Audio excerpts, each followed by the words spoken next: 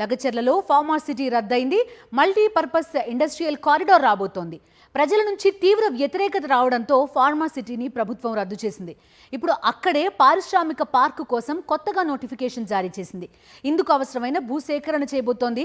Industrial park కోసం త్వరలోనే ఆయా గ్రామాల్లో ప్రజాభిప్రాయం తీసుకోవాలని ప్రభుత్వం నిర్ణయించింది.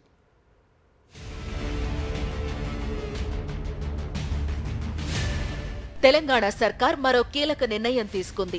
సీఎం రేవంత్ రెడ్డి సొంత నియోజకవర్గం కొడంగల్లోని లగచర్లలో ఫార్మాసిటీ ఏర్పాటు నిర్ణయాన్ని ఉపసంహరించుకుని మల్టీపర్పస్ ఇండస్ట్రియల్ కారిడార్ ఏర్పాటు చేస్తున్నట్లు ప్రకటించింది. ఫార్మాసిటీ రద్దుకు సంబంధించిన నిర్ణయాన్ని వారం రోజుల క్రితమే ముఖ్యమంత్రి రేవంత్ రెడ్డి ప్రకటించారు.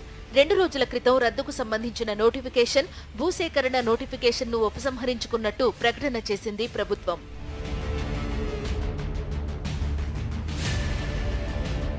ఫార్మాసిటీ నిర్ణయాన్ని ఉపసంహరించుకున్న 24 గంటల్లోనే ఇండస్ట్రియల్ కారిడార్ ఏర్పాటు చేస్తున్నట్లు కొత్త నోటిఫికేషన్ విడుదల చేసింది.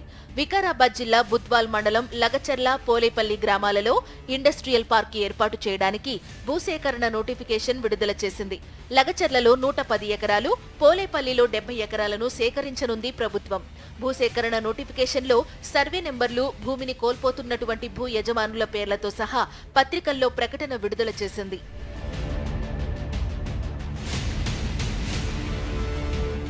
వికారాబాద్ జిల్లా లగచర్ల, హకీంపేట్, పోలేపల్లి గ్రామాలలో భూములు ప్రభుత్వానికి ఇవ్వడానికి విముఖత వ్యక్తం చేశారు ప్రజలు. ఫార్మాసిటీలో ఏర్పాటయ్యే కంపెనీల వల్ల తీవ్రస్థాయిలో కాలుష్యం కలుగుతుందని ప్రజలు భయపడ్డారు. పైగా 2 పంటలు పండే భూముల్ని ఇవ్వడానికి రైతులు నిరాకరించారు. ప్రభుత్వం నిర్వహించిన ప్రజాభిప్రాయ సేకరణలో సైతం ఆయా గ్రామాల రైతులు ఇదే అభిప్రాయాన్ని విస్పష్టంగా చెప్పారు. అయినప్పటికీ ప్రభుత్వం భూసేకరణకే నిర్ణయించుకోవడంతో ప్రజలు తిరగబడ్డారు. దీంతో సర్కార్ వెనకడుగు వేయక తప్పలేదు.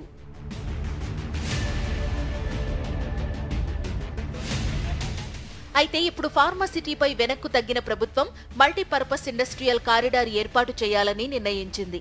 కాలుష్యం లేని పరిశ్రమలతో ప్రజలకు పెద్ద ఎత్తున ఉపాధి లభిస్తుందని భరోసా ఇస్తోంది. ఇప్పుడు కూడా ఇండస్ట్రియల్ కారిడార్ నిర్మాణం కోసం దాదాపు 200 ఎకరాలు కావలసి వస్తుంది కాబట్టి త్వరలో నిర్వహించబోయే అభిప్రాయ సేకరణలో అక్కడి రైతులు ఎలా స్పందిస్తారో చూడాలి.